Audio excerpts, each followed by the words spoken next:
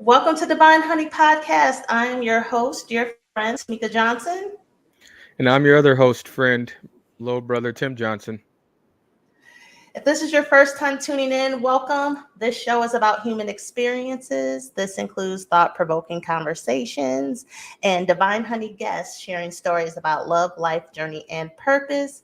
If you're watching live or on the replay and you feel inspired, show some love in the chat. This is your inspirational podcast.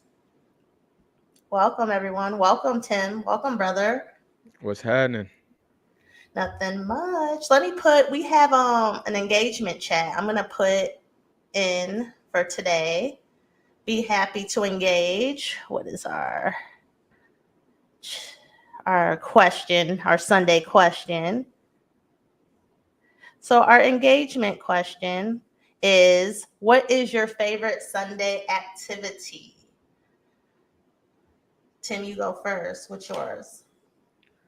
My favorite Sunday activity is doing nothing, which is why I asked for this to be at another time. But I like to just chill, man, get ready, reset, say my prayer, reset, get in the sauna. I got in the sauna this morning, do some grounding, and really just, like I said, I know I keep saying reset, but get ready for the work week. Okay. What's yours? I'm kind of busy on Sundays. I would say I would like to take a nap. That's my favorite part. I eventually, after all of this, I will take a nap. We know you're gonna take a nap, bro. I don't know. You wasn't going to. That's my favorite. Oh, we got some stuff in the chat. So doing just the key at heart, doing absolutely nothing. That's how we like to do it in the Johnson house. Just kick it. My hover thing doesn't hover like yours hovers. Oh, it doesn't say show on it. No, I think I got to next time I gotta like sign in to join the chat. Okay, gotcha. And then Shay Wood says definitely napping for sure. But It the thing feels about naps though, because I took a nap on accident and like I woke up like groggy. Like I don't think I was like obviously I was tired because I fell asleep, but like now I think because it was like an hour, so I think uh-huh. that was like too long. It is. You're supposed to take 20-minute naps, but I take 2-hour ones. It just is what it is. What? I be taking sleeps. I'm tired. Yeah, you can do that when you ain't got no children or a partner. I mean, I'm gonna do it even so. Nah, I'm ain't working no way, that baby. in. Ain't no way, baby. Not 2 hours. Hey, you can't. You can't speak on what my life is gonna be like. Yeah, okay. Then you don't want to have no kid or you don't want no partner. So I know that for a fact. Sheba 1121 sleeping in for sure. How long Yes. y'all sleep in till though? What's the sleep in time? Or is it more so just like slow to get out of bed versus like because I think everybody has like a different definition of what sleeping in. It's not necessarily like I'm sleep till noon, but I Yeah. may not move. I'm up, but I may not move until 7 or 8, 9, 10 o'clock in the morning. It's just Oh, like a slow start. mine is like 8. I wake up at 5 in the morning, so that's probably why I'm tired. But today I slept till 8 a.m. That's good. You needed it. I was tired, and I'm gonna be tired after this. So here you go. Right on. Just to Oh, get heart, we ain't sleeping in over here. We got a 3-year-old, and we had some family over this weekend, which was real nice. But Kingston, his time is between 6:30 and 7:15. He's gonna get up, and then just being slow to get out of bed. yeah. Well, you guys, happy Sunday, and I hope you guys get to take a nap after this. But Oh, thank you for. y'all watch Olympics? It's over. Oh, I stopped. Didn't Shakari? She got the gold. The USA got the gold. Yeah, in the 4x1, she was the anchor leg of the women's 4x1. Mm-hmm. The women's 4x4 broke the Olympic record in the 4x4. They ran a 3:15, which is bananas. I think I'm so bad. I need to remember names. I don't. the lady that won the 400 hurdles broke the Olympic record, and she went second, ran a 47.7 split, which is bananas. That's super fast, super fast. The men also won the 4x4. They broke the Olympic record. They went like 259, and Oh then the wow. men and women both won gold in basketball, which was super dope. I watched that game this morning and then watched the men yesterday. So was USA is riding high right now. 40 golds. I think they did the total medal count. I think USA had 126 medals total. Oh wow. And then I think China was next with like 90, 96, something like that. Jeez. I Yeah. think we got something in here for you, Tim. Look. I just said that. Women won gold this morning also, yeah. I And want to then reiterate that for them. I want them. I wanted to hear you say it twice. I also want to say something also, because people have been hating on Caitlin Clark, and Diana Taurasi played in the Olympic Games in 2004, and that was the year that she was drafted. So Caitlin Clark could have played this year. Conspiracy brain tells me that them women was hating on that girl, that young lady, and they didn't want her to play. That's why she ain't play. Caitlin has changed the game of women's basketball for the WNBA. That's my opinion, and I'm standing on it. Hey, I have no dog in this fight. I have no dog in this fight. See, CC for the people. Hey, Caitlin Clark was just at North High School too in Des Moines, giving out backpacks for her foundation. So shout out to CC, man.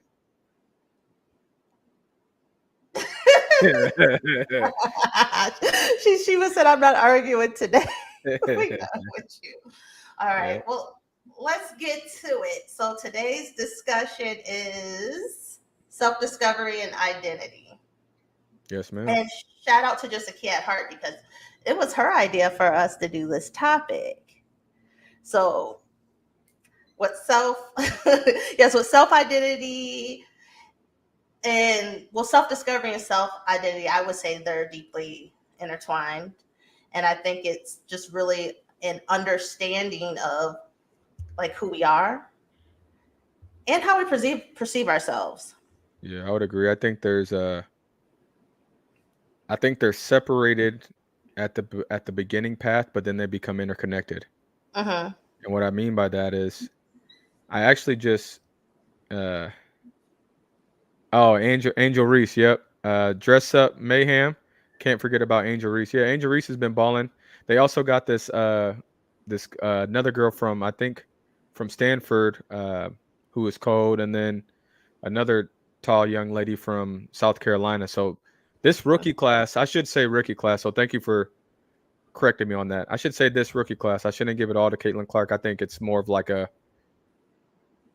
55-45 in the favor of, I think, Caitlin Clark made the women's basketball game exciting again to watch and people tuned in. But then because of the tuning in, that whole rookie class has been showing out for sure. And then the young lady, and I'm so bad, I should remember her name, who got MVP, has been doing her thing for quite some time in the WNBA. So my bad. I'll retract my statement. No, but what I was saying was, so like, I was listening to, I know some of y'all on here. How old are you, Tamika? I'm 42. So like MC Light would have been a rapper when when some of y'all was coming up, right? Yes. MC Light.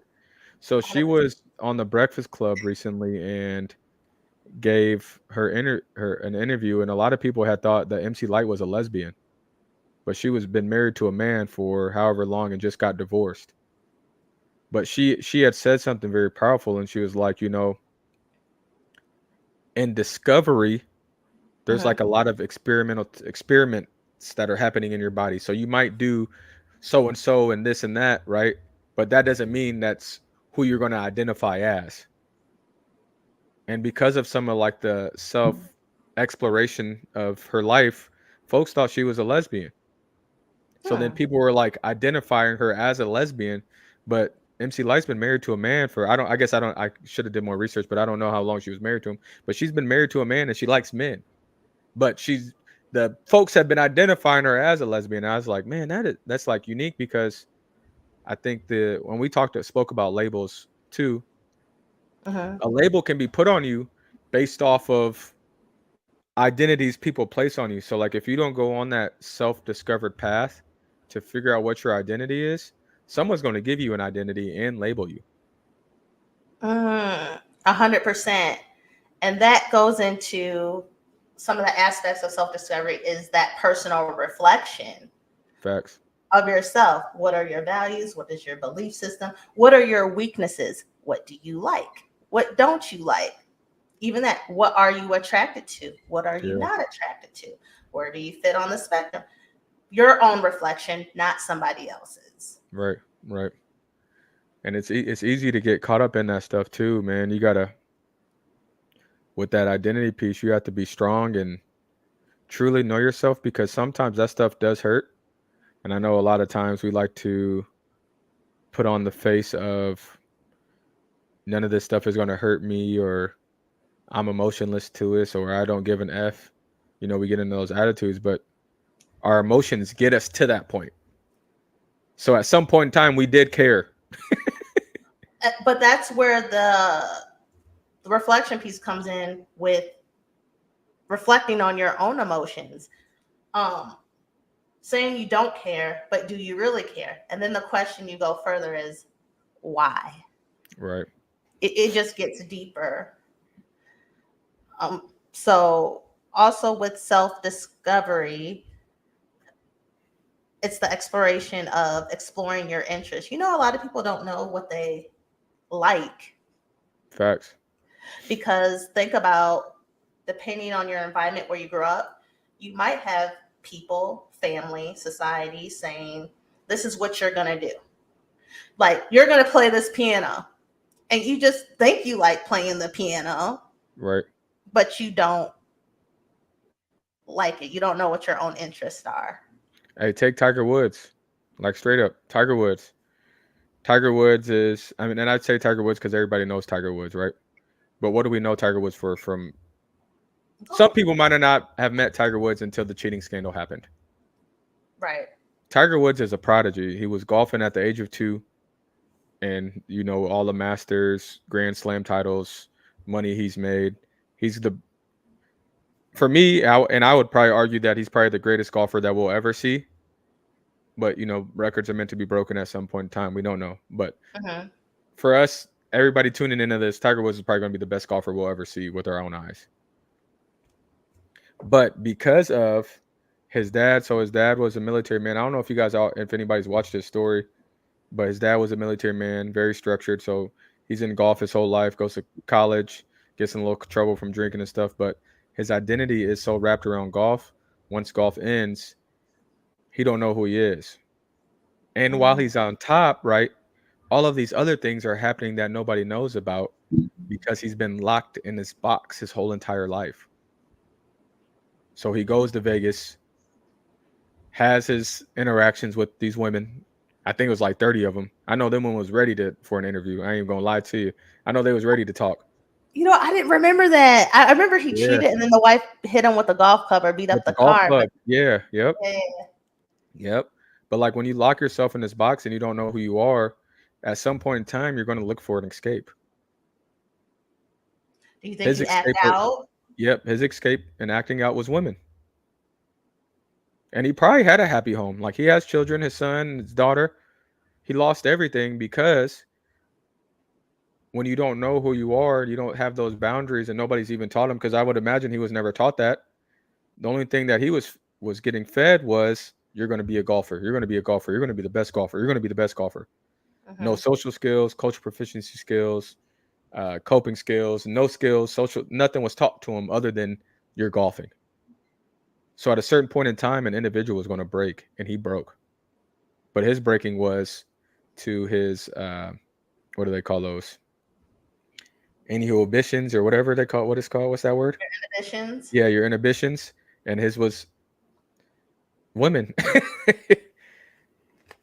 And I don't mean to laugh because it's not funny because he's a married man with children, but like, I mean, he paid the consequences for it. Yeah, he paid the consequences. You know what I'm saying? You break at a certain point in time when you don't have that self identity, that discovery, that thing. Because he was always golf. I think he might have had like 2 girlfriends, maybe, but his parents were so strict because he was so talented in golf at an early age. This is all you're doing is golf. This is it. Mhm. So anytime he got that taste of the devil, he took it to the ultimate extreme because he didn't know how to control himself in that regard. So he never got to the other thing that's important. It's the exploration of interest. He never knew what other hobbies he had outside of golf, career path. He could have ended up doing something else if he wasn't pushed. Right. And then, yeah. We got a And then, comment. oh, go for it. Just a key at heart. Yes, or as an introvert, the world thinks your preference is wrong. I've pushed myself for years to do things for other people, even if I didn't want to, but now I've realized my preferred lifestyle. Right. And, and I bet that is to get to that, she had, just the key. There was a lot of self discovery Yep. when to even just live that way, personal reflection, exploration of interest, and being okay with that. And actually think about understanding your values. Right. That's another thing that is important. Identifying what's most important to you. Like things like, is honesty important to you? Compassion, is success. Standing up for yourself. Mm-hmm. Because it's hard, once you. So let me retract. Everybody's going to go on a journey at a certain point in time. You're going to get tired of something. I'm done putting up with this. I'm done putting up with that. How do I set a boundary in this area? Something is going to trigger where it's like, who am I? Because why do I keep getting the same situations happening to me over and over and over again?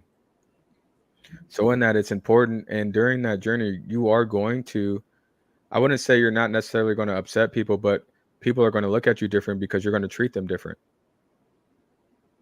Mm. Your behaviors aren't going to always be reciprocated in the ways that they were because you're trying to figure out who you are and what you want to deal with. But Tim, even take it a step further. It's not even treating them different. It's not even about them.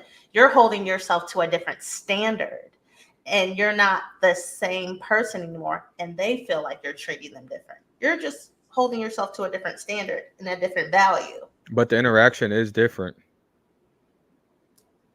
So I guess it's both. It's both. So yes, Mhm. I am holding myself at a higher value because I'm going through this journey. And I hope that you can respect that as the person receiving it.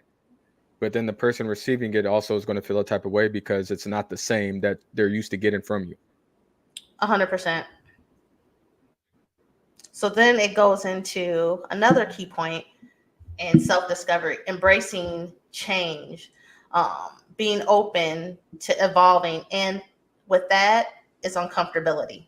It's facts.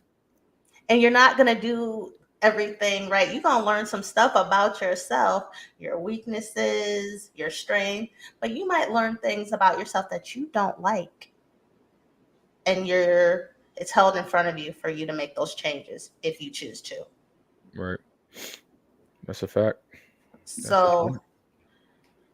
So anyone who's struggling with the self-discovery part, I would say the things to look at is personal reflection, taking time, thinking about your experience, your emotions, and your decision. Look at your exploration of interest, things that resonate with you, hobbies, your career path, even a social cause. Also, understanding your values, really understanding your values. What's important to you in yourself and when interacting with other people, and embracing the change. We got a couple of chats. Okay. Sheba 1121, growing pains, being a people pleaser and thinking others will treat you the way that you treat them. Facts. And then just the key at heart. Yes, a recovering people pleaser here. I have a question for the people pleasers.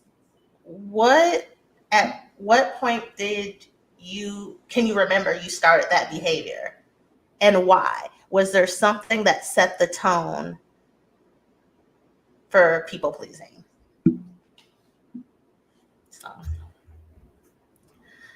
So then the next thing we kind of get into is now we start to get into identity. Right. What's identity to you, Tim? And I think there's several definitions to the identity. Bree said it was a culture, or Just to Kill Heart said it was a culture she was raised in. To that people pleaser question. Yes. Yeah, I think you can come up in a culture where you don't want to make anybody upset. So it's just Mm-hmm. easier to do that. Yes, I'll do it. Yes, I'll do it. Even though I don't want to do it or I'm uncomfortable doing it, but I don't want to make upset the environment, so I'll just do it. And guess what? That I do it, then you're resentful because you're doing shit you did not want to do. Facts. Resentful. And then eventually you do end up lashing. Like, I didn't even want to do that. And the other person's like, why didn't you just tell me that? How am I supposed to know? You said you would do it. Shay Wood says, mine started as a little kid. There were so many people I felt needed. So many people I felt I needed to make proud, and I got lost in it. It'll swallow you up. I dig that for sure. That is heavy. That's a lot. That's a lot of burden on one person. For sure. But to the identity thing, man, identity comes in a lot of different forms, man. So like I would say almost as how you view yourself. So I think my identity for a long time was an athlete, and I still have parts of that in me. Like I tore my meniscus. I just had meniscus surgery on Monday. I'm being able to walk now, but it's from Good. trying to be an athlete. Mhm. At 34, you know what I'm saying? Body's saying to calm down. Still trying to play some little rec basketball, play a little football, lift weights heavy, playing sand volleyball, still being super active out here, you know what I mean? I think you have to figure out in that self-reflection piece of when do I need to sit down? When do I need to step away? When do I need to back up? What are my priorities actually? Who am I trying to please or not please? It's almost Why? like, and why? Why are those things happening? So it's, I think self reflection is a very, very powerful tool to use. And now I would say my identity would be around. I would hope that I view it as being like a husband and a father, a strong worker, a strong leader. But it takes time to figure out how you're going to do those things, why they are important to you for people to see that, because you're on a stage for people to see it, and you hope that you're role modeling enough so that people can know it. So instead of like me giving you advice, you're like seeing the advice firsthand through my actions. Mhm. Well, I like what you said. Like, identity is like how you define yourself, but also it can be how you're perceived by others. Like Brie was talking about, her environment shaped how she became a people pleaser. So that became part of her identity. Right. Is I'll do it. I'll do it. Brie will take care of it, or Jessica Key will take care of it. Um, I think it encompasses like a lot of aspects of your life, your personality, your belief system. Your identity is part of your cultural background, social roles, and just our own personal experiences. Something interesting that I did reach out like to some Divine Honey podcast viewers and kind of got their feedback on different identities. So that's what I was looking at on my phone. So some things that they said. So I will reference that, give some feedback as we're going along talking about this. So I would ask for personal identity. Who are you? Which includes what's your values, Tim? What are your beliefs and personality traits? I mean, value. I'll just go values, just like within, and these can be applied across work. I think they're all transferable. I like people to be upfront and direct, but in being upfront and direct, you don't got to be nasty about it. For sure. You can still get your point across by saying it directly, but you don't need to have it with an But underlining tone. But something you said, you like people. Remember, this is about self. So you can't like control how other people operate. So for yourself, you But can that's be my clear. value. That's That's your myself. value. That's my value. Okay, I guess I just heard I like Yeah. for other people. And I think we No. have to be careful with that. Yeah, I was just saying the thing is transferable. So Okay. my value is I like when you're direct in communication, but it doesn't have to be a nasty form of, and that's where my values are violated. Hmm. I like truth in the matter of like criticism and feedback. I learned from and I spoke about this last week too. So I just had a new boss, and I had never had a boss like this, and it was throwing me off because and I think Bree might have said this to me, just to get heart. I Hmm. think I get lost in how people. So like my leadership style is, I give the benefit of the doubt. Obviously, if this continues to happen, then we're going to have a conversation about it. Um, I get to know you as a human, and I guess I was assuming that when people attain these roles in higher leadership, that they have these personable, social, people skills, but not everybody has these skills. Correct. So I learned that's another value that I hold as, I'll probably end up still working on that because I'm only 34, and I'm hoping that I'll continue to move up the ladder. I don't know why I wouldn't, Hmm. um, but in knowing and understanding that just because a title is somebody's title, but that don't mean that they have the skills to uphold that title. I think there's a certain skill set that they possess, but not every person in management is like an actual leader of people, if that makes sense. Oh, 100%. No, 100%.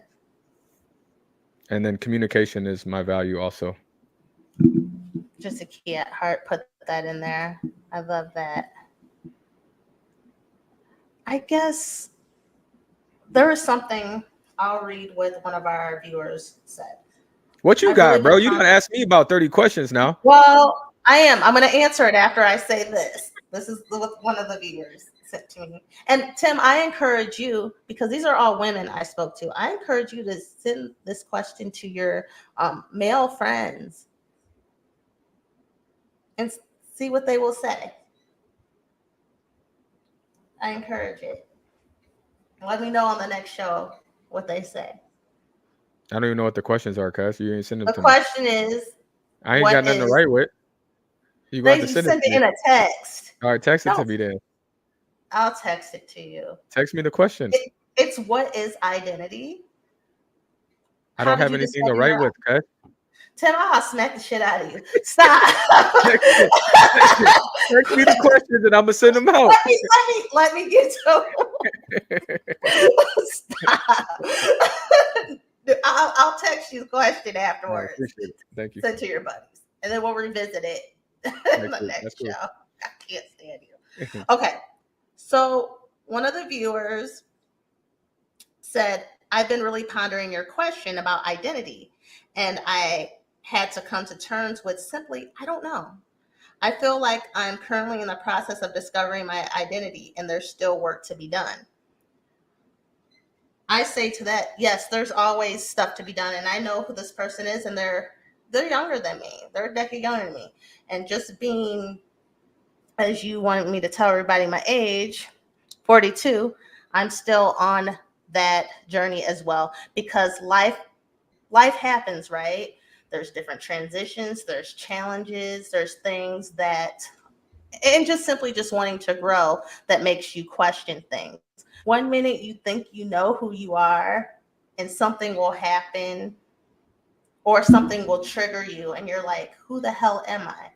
So a part of the self-discovery and identity is being able to recognize those triggers as well, right? Yep. Yep. But I guess if I had to label myself, put a label on it of my identity, that would probably be just kind of maybe simple for me, as one thing I would say that I'm someone's sibling. I'm your sister. I think that comes up for me a lot because I took care of you. So that I'm a woman, and yes, I'm a childless woman, but because society puts labels on that of what a woman should be. They do. They do. You should cook, you should clean, you should have a man, you should bear children, you should, and still not having that, I'm still motherly and nurturing. I have a nephew. I have, how many godchildren do I have? I'm still, so I would say I have a nurturing quality. I'm a friend. And I don't know. But I'm still like figuring it out, right? And that's what life is. Life That's be what it life. is. Yes, life be life, and because things will happen and you're like, who am I?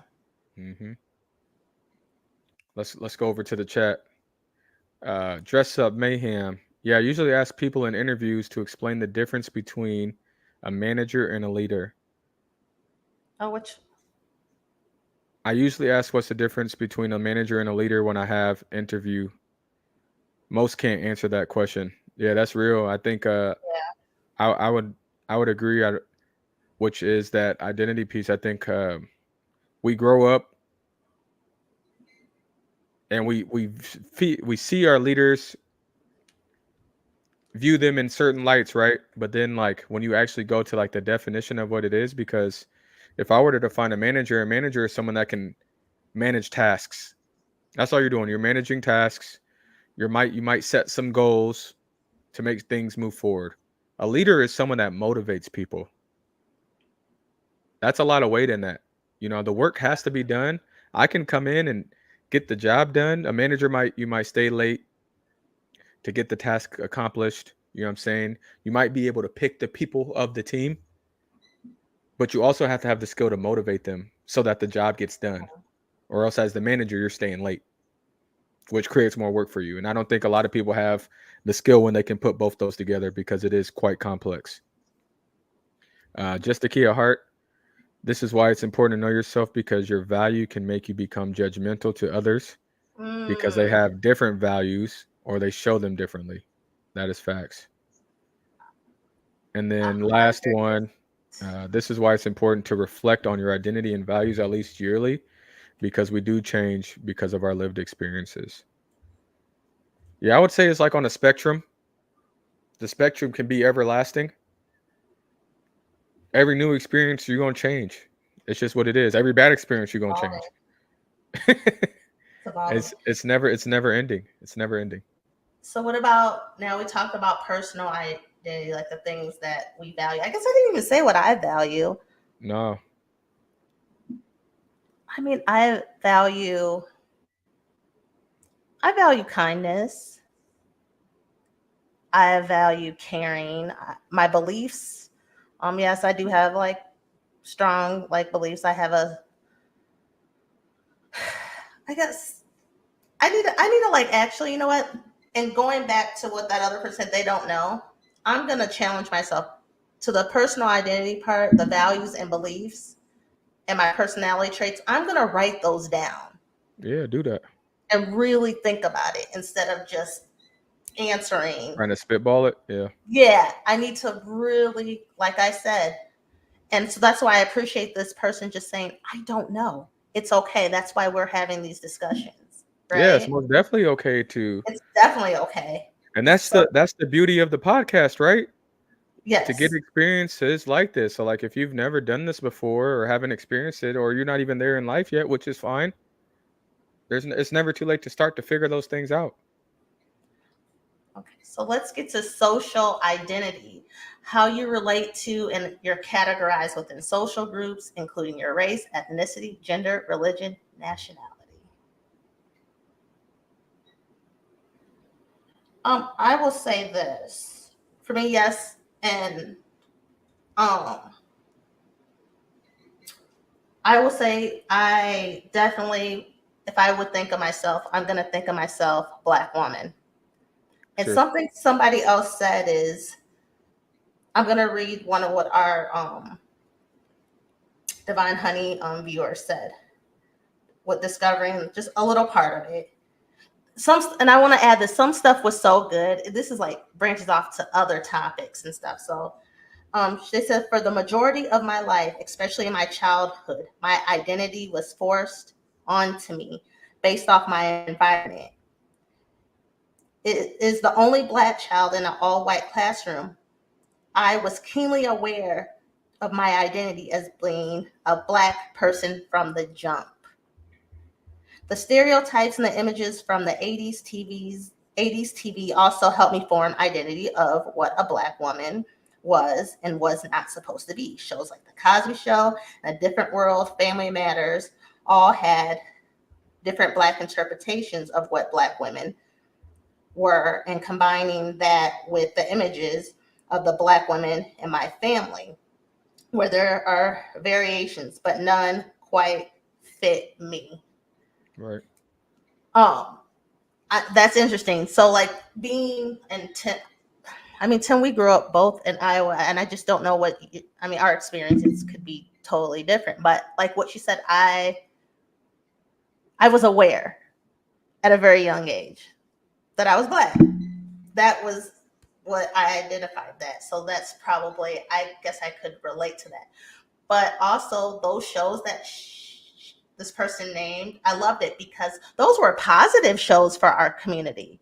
Right. The Cosby Show, oh, A Different World, they hit so many topics. If you go back and watch that show, the stuff that they were talking about, Oh, it it's was a heavy. comedy.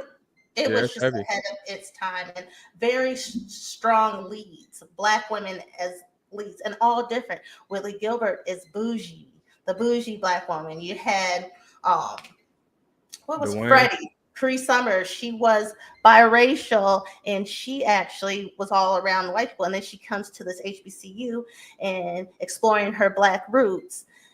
So I guess I identify with that on a social level and the complexities of that too.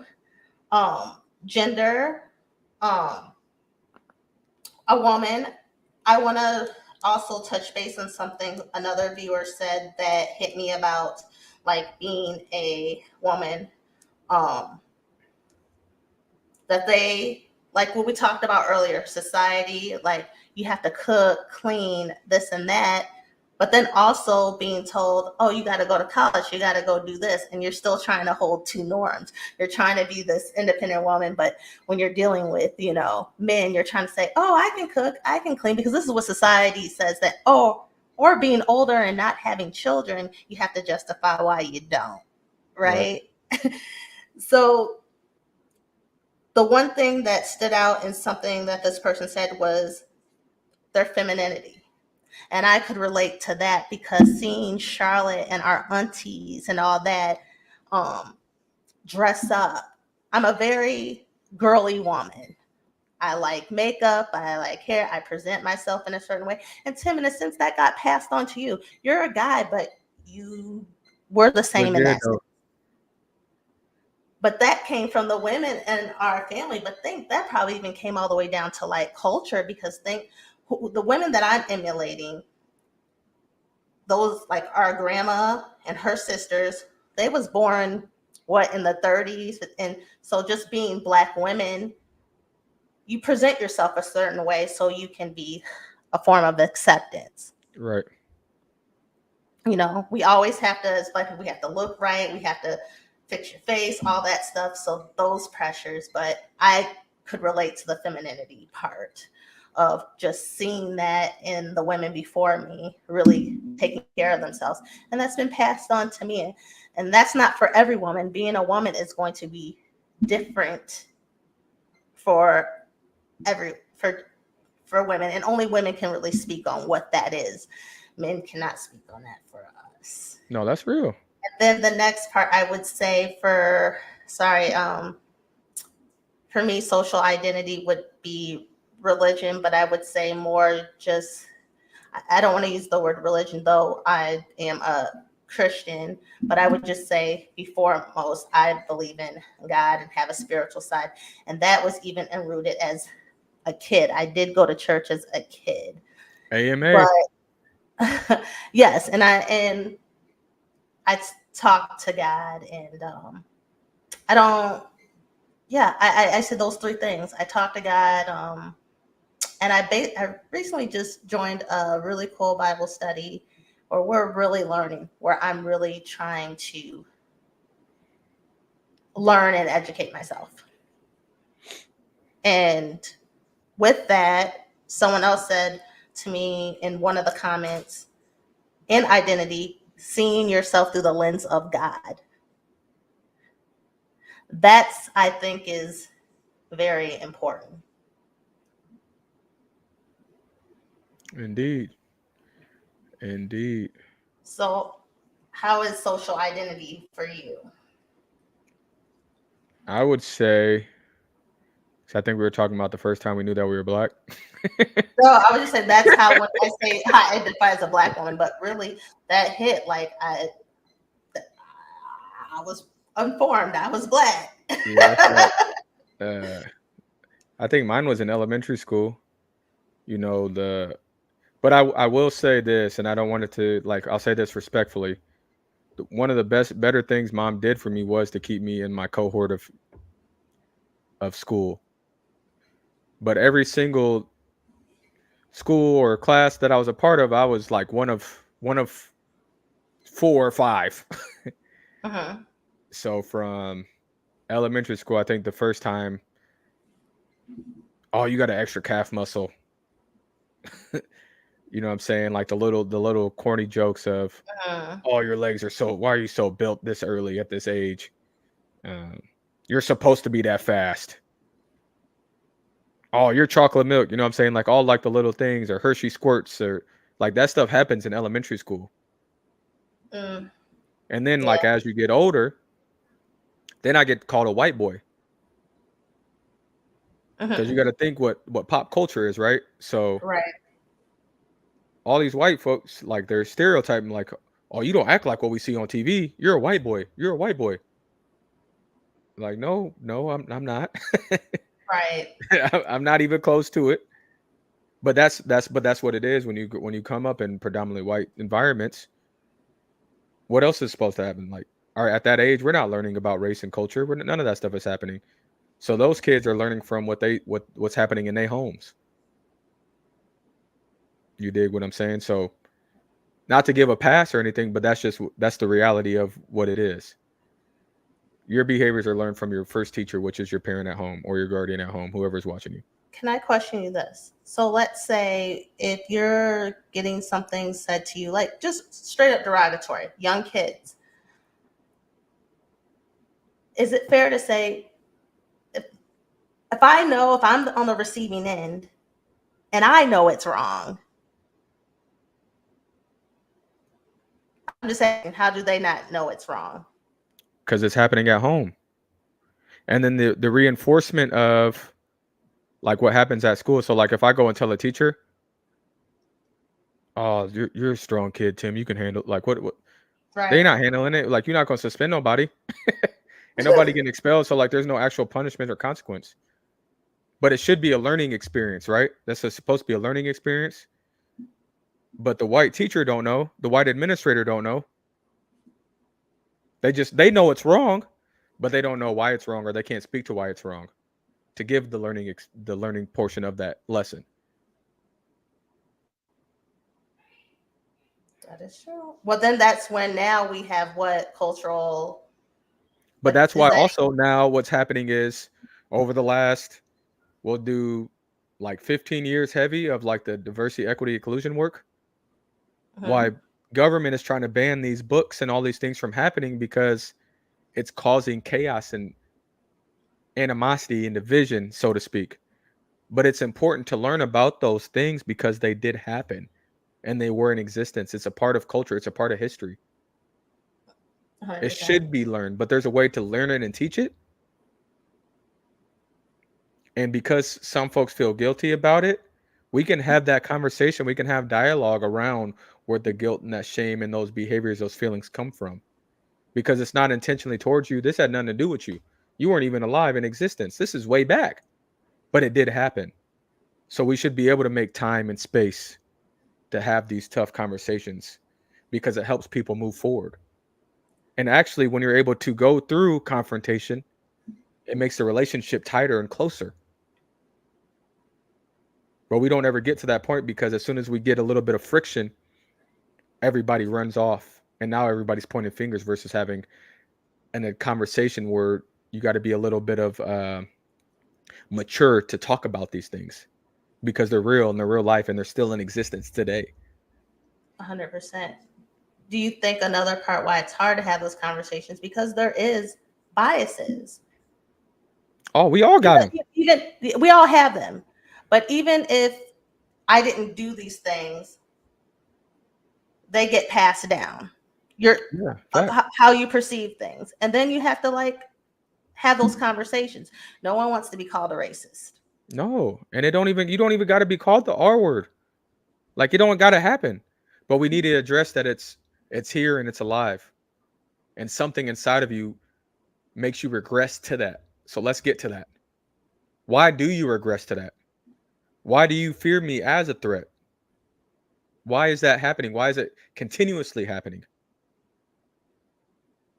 But you got to be ready to have that conversation and you can't force it upon nobody to do it because if you force it then no true work is ever done with this in the self. People have to be able to get to that point in time to have that conversation and be honest about it. But a lot of people put up that barrier or wall and challenge it and become defensive, which is when then we can't get nowhere. Let's go to the chat real quick. Bridget, try being too white and too black and to be white. No one accepts you, even now as an adult. Yeah, being biracial is tough.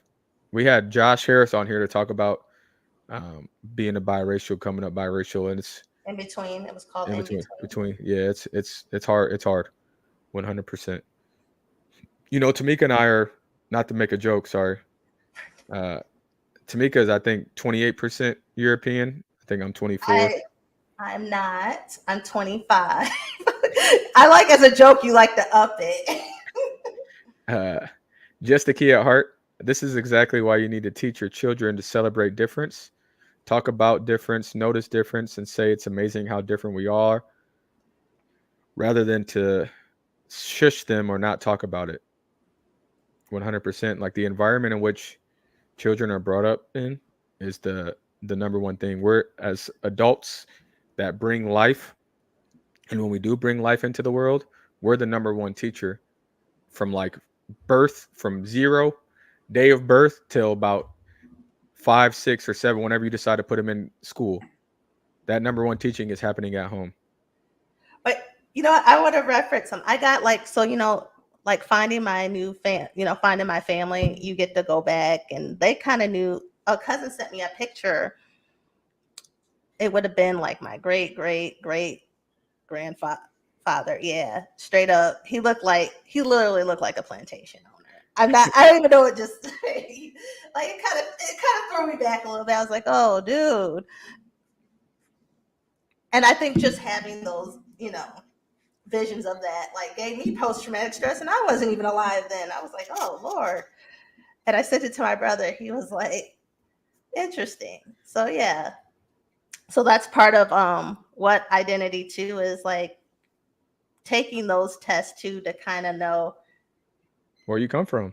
where you come from. what country you're a part of. I mean, I'm American, but where does my family go beyond that, right? Right. I had another, because you don't really touch on this too much when we're talking about social identity. We're talking about um, religion. Yeah, I'm a faithful guy. I would say I read my Bible verse every morning. I pray every night and pray in the morning. I have and I need to get over it. Yeah. I think at this point I'm still using it as an excuse just to get back into the church community. But I feel as though you can have communion like wherever you're at. Like it doesn't have to be it's easier to do it like in a church environment, but I think you can happen wherever you're at. As long as it's just you and your walk with the Lord, it can happen. Is there, I'll say this. I agree with you on that. It is a personal journey, but I also believe that community is important. Oh, fact. And, I yeah, didn't say. and I'm it not is for saying you it's from not. what, right. Yeah. And what I'm saying about you, is there some type of church hurt you experienced? Oh, big time. And And I what was, still see it. I still see it like even there's a church hurt book. I even read the book. You read the book Church Hurt? I have not. Yeah. There's a couple of good church books.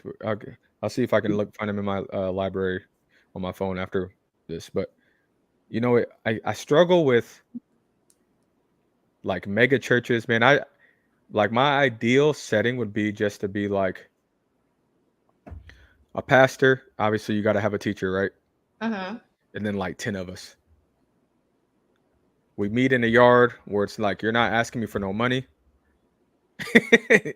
We're just coming to have dialogue about our Lord and Savior Jesus Christ. That's my like ideal church would look like. And I understand that churches have to make money, people have to get paid and those things, but like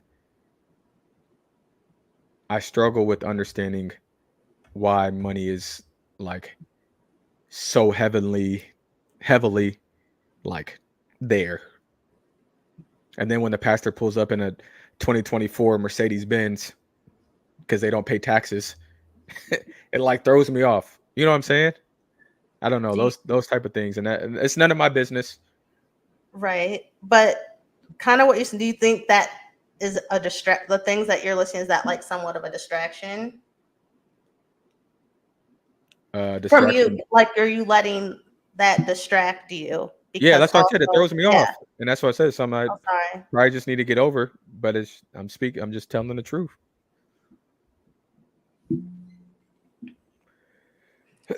Bridget has a couple of comments. Mhm. That's where the enemy gets you. He secludes you. We have to find our people that pull us up, and then that's how it started. We were supposed to raise disciples, and that's where I'm trying to get back to, man. Just keep it regular for me. Let me come and learn. Let me come and learn, and then from there, I might go off and start my own little. You dig? Mhm. You know something interesting in my apartment complex?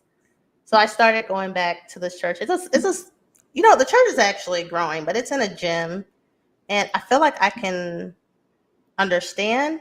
Does that make sense? Clear? I don't know. Or so then I started going back to this church, and then I was like, oh, maybe I should do Bible study. So in my apartment complex, there's like a chat, like you can post things. And this girl was like, yeah, it's been in my heart to start this Bible study. And Look first at I'm like, God. Look at oh. God. He said he wasn't listening to you. He was blocked out. Look at him. Look at God. So I get this book. It's called Trustworthy. It's like a workbook. So you're working from Kings 1 and 2. And so I get this book. I go. I think everybody might be younger than me. Like physically, we probably look the same, but I could tell by some of the stuff. But some of the things that were like talked about, like it really, I don't know, it really hit. And like the discussion, something she said was, we're going to be like dealing with the Old Testament stuff, and we are going to be offended. Let's be offended together and then overcome it and have Right. those hard discussions.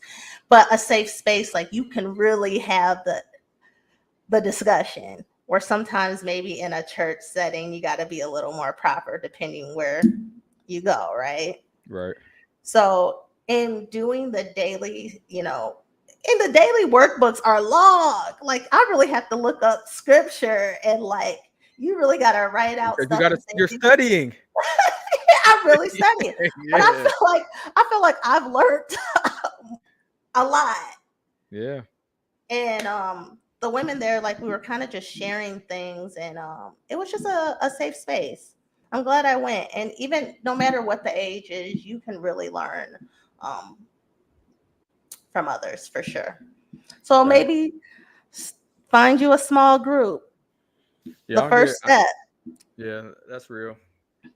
And then it's That's like the commitment to it also. So like making time for it, with being busy with what have you, making sure you keep that time sacred. And that's you one know of what I the said. Can't be too busy for God. That's what I had no, to I start know. saying to myself. Yeah, facts, That's what I facts. started saying to myself because Yeah, I was doing that's the everything nail right but on the head. Right on the head. And it's easy to just brush it off, you know what I'm saying? So it's keeping that time sacred. But that book that I was talking about is called Woke Church. woke church. Yeah, Okay. Woke Church. Um, We gotta put that. I gotta look that. Is it on Amazon or are you doing an audiobook? I already read it like a while back. It's an audiobook, but you can get it. You can get the hard copy of it. The author of it is Eric Mason. Okay, I will put that in the chat. Somebody said this also in personal when I was asking about their personal identity. So I'll read this. They said they said for them, being a person who believes in God is first and is huge. It sets the tone on how they operate, how they speak. But what's frustrating for this person is being in spaces where maybe speaking of God, not God, but specifically speaking of Christianity is frowned upon. And so her goal is to stick to her identity and being bold. Yeah, facts. It's hard doing it by yourself. I'm with you. Yes. Whoever said that, I'm with you. It's hard doing it by yourself because you shut down quick. Stand on that though.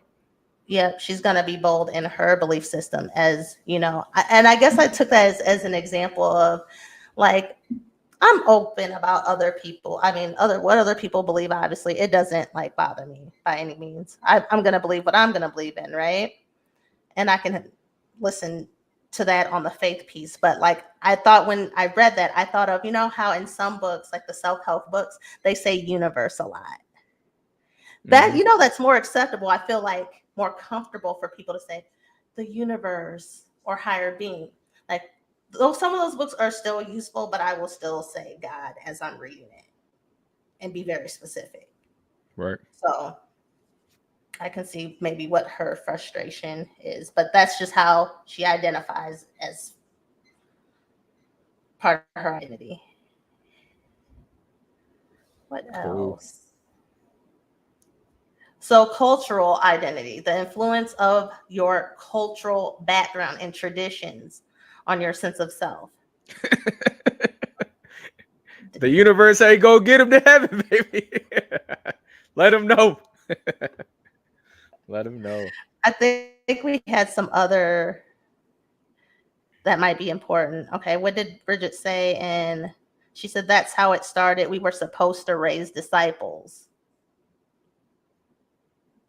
Yeah, this is when we were talking about. Oh, Uh, yeah, we're kind yeah. of behind. Yep.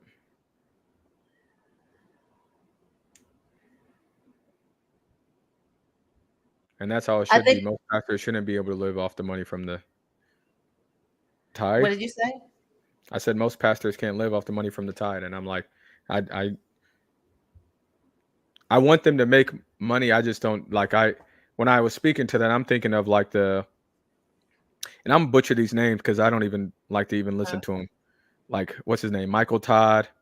Uh, what's the other black dude with the who came up now? He's a bigger guy. TD Um, Jakes? no, not I'm TD Jakes, but he's one of them too. Uh, he's a younger cat. And then the white dude, we went and saw him in Chicago. Oh, Talking Joel about Osteen. Joel Ornstein. You got 5 mega churches, bro, making like 400 million a year.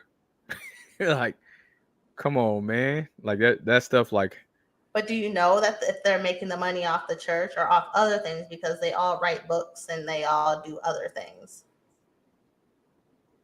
I'm just asking. Do you know? Like, can you prove what the sure. Do percentage? they have other income streams? 100%. When you got 4 mega churches, Joel doesn't take a salary cap. How do you know? Can I tell you this though? The church that I went to in Des Moines. You know what church I went to in Des Moines? Yeah, yeah. Out West Des Moines. Yep. Yeah, they actually showed like what all the money, like even your tithes, where everything went. They gave you a thing No, at the he end of tells the you year. he's a good. I like that dude. Yeah. I can't even think. Why am I blanking on all these Why names? can't I? I can. Dan, was it Pastor Dan? Why can That's I at not remember? Cornerstone. Pastor Dan's at Cornerstone. That's one thing of Cornerstone. Yeah, yeah. I Yeah, thought you were that's talking what. about the one out West Des Moines. That's the probably biggest church in Iowa, and there's like Okay. 5 of them. And he hasn't for 10 years because he's already made enough money to where you don't need it no more. May the church say amen. Okay, well, let's get to cultural identity, the influence of your background and your traditions on on sense of self. I think culture is important. I Oh, mean, for sure. you should know your roots, where you come from, what you stand on. It gives you a foundation of understanding. I think for a lot of us of like from different culture, like as far as like ethnicity, color, where we've placed all over the map, it's important just to know some of that heritage, to know where you come from, where your roots from, where your parents, grandparents, if you can. Uh, Me and Tamika both did the ancestry, or was it 23andMe? Mhm. And we learned a lot, a lot. You know what I mean? I'm Mhm. English and British and German. Had no idea. Makes sense though. But it's nice to know where you come from so that you do have something to stand on.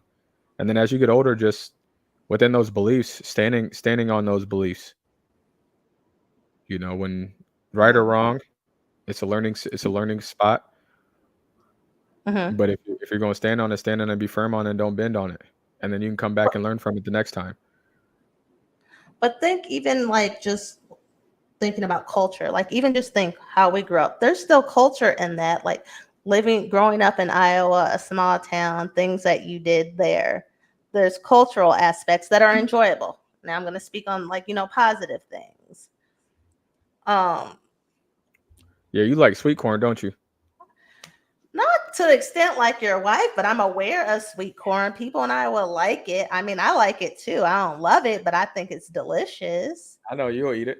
Or like just culturally, what we do in our family for Christmas, we eat certain cultural foods. We always gonna have the greens. We always gonna have the mac and cheese. We always gonna there's things that we built a culture in our family, Yeah, tradition yeah, that we do.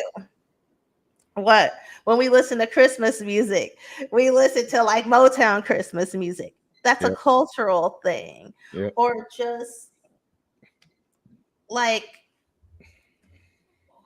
Denzel Washington did a good example.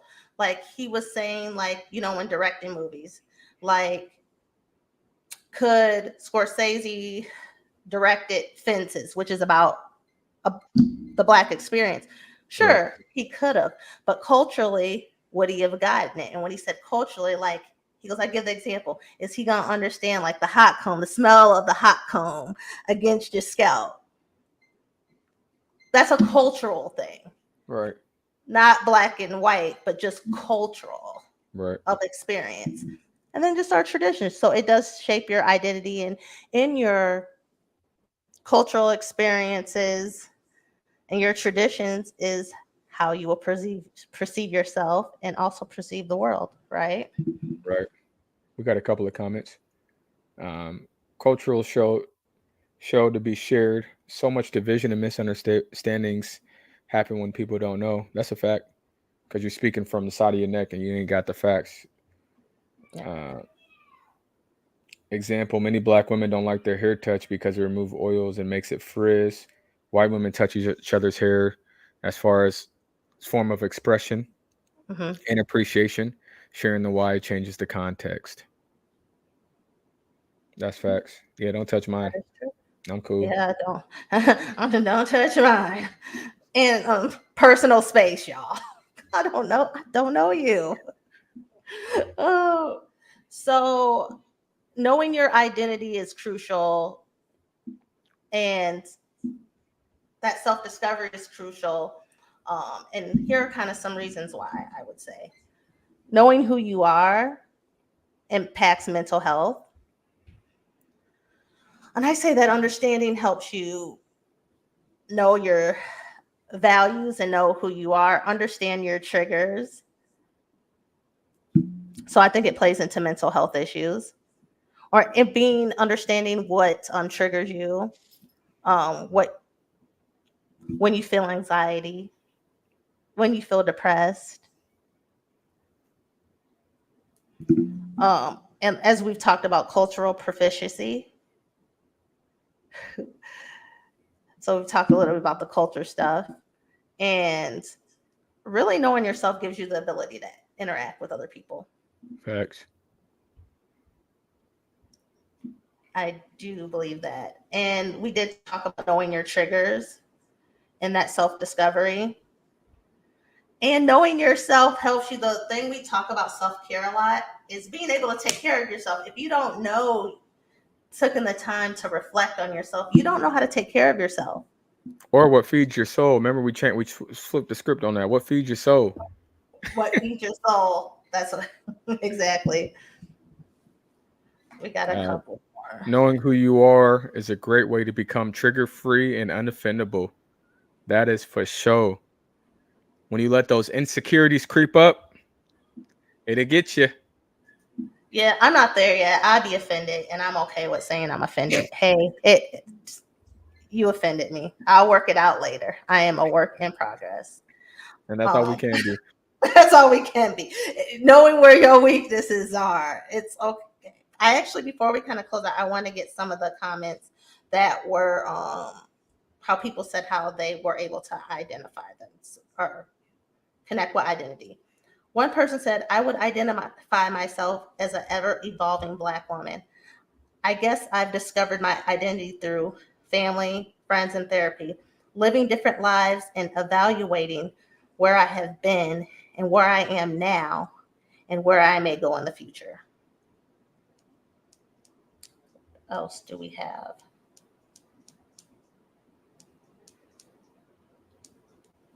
This one I have is learning myself and discovering myself identity has been a journey. And to be honest, I'm still on it as I continue to evolve. What helps me the most is the understanding what makes me the happiest and what my triggers are. Reflecting on and being aware of these things continues to help me on my journey. Accepting myself for who I was, who I am, and who I am thriving to become, and embracing each part of my journey.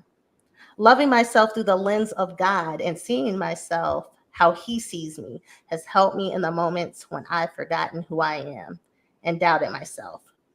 What is my identity? I am a Black, strong, reliable, intelligent, and caring woman.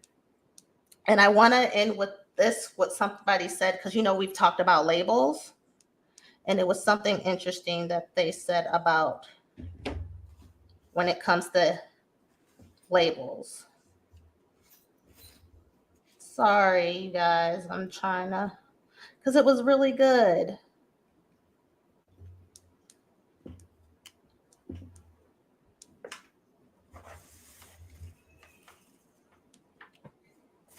Tim, Yeah. okay, it says, okay, I can put labels on it. Someone said, I can put labels on it. I am caring, nurturing, independent, driven, competitive, ambitious, silly, a teacher, a learner. But I can think that just makes it easier for someone else to understand your identity. As humans, we need labels. We need a quick way to understand things. Unfortunately, this also means that we are quick to put people in boxes. based off the labels that we use. So I could use any label I want to make it easier for the audience to understand. And I'm fine with doing that. But the reality is, my identity is an ever evolving construct within my mind, body, and spirit.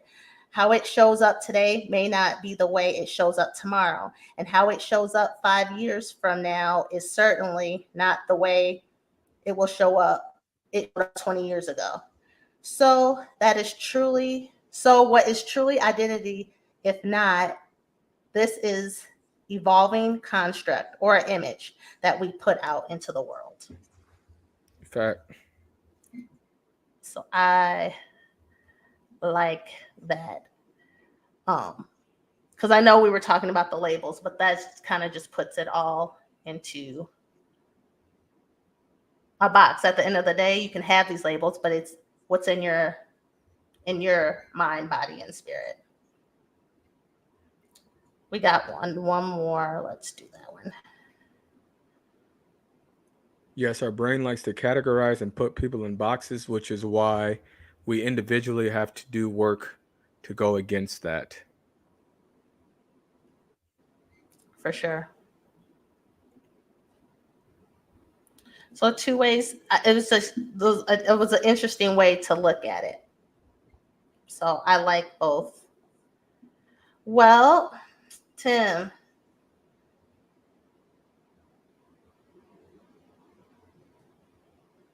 what did she say? Yes, discrimination is okay, just not discrimination. Oh. All right, y'all. So Tim, do you have any parting words? Just do the self work. Self discovery is always going to be your best friend. It might be really hard at first because you're going to uncover a lot of things that subconsciously I think everybody knows that's there. But then when they come to the forefront of your brain and you have to like walk in it and live in it and work through it, it becomes difficult. But once you're able to get through that journey and that path of the self discovery work to come to who you are going to be, to self actualize, it becomes something beautiful. So don't give up on yourself. And I guess I would leave with people are going to tell you who you are, right? I think sometimes you got to sit with it yourself. You can take in the feedback, but you have to sit with it and you can decide who you are and who you want to be. 100. I have some resources that I will drop it in the chat. There's a list about, what was her name? Bryn Brown. There's an Breanne exercise Brown. about values. Mm-hmm. Is that her? What's her name? Breanne Brown or What's her? Brene Brown. Brene Brown. So yeah, it's Brene Brown has a lot of like self things that you can do for activities if you want to get into yeah. her book. She has like, I think she has like 6 books out now. And then even just listening to her speak in all honesty, she's a white social worker, been doing it for a long time. She talks a lot about relationships and she's just like very honest about it. You know what I mean? It's a lot of people aren't honest. And I think that's another path of like the self-identity work of how honest and truthful you want to be with yourself. And she keeps it a buck. So I have an exercise in there for her that I'm going to drop out about values. So if you have a hard time associating what your values are. And then another one is the social identity wheel. So fill that out and it breaks everything down for you, especially for, the people that were saying, I'm not really sure what my identity is. Also, I have another link. It's called like the cultural iceberg. Check that out. And then also I would say lean into your faith and continue to reflect. For sure. For sure. So if you guys enjoyed this show, please like, share, hit the notification button. And you can also listen and rate this show on Apple Podcasts. Listen to us on Spotify. I will leave those links in the chat. If you're interested or know anyone that's interested in being part of the podcast, or you have any topics that you would like us to discuss, email me. Let me put Yeah, that give little us some thing. topics, man. What y'all want to talk? What y'all want to What talk y'all want to about? talk about? Bougie girl at BOOSHEGURL at gmail.com. Until next time, peace and blessings.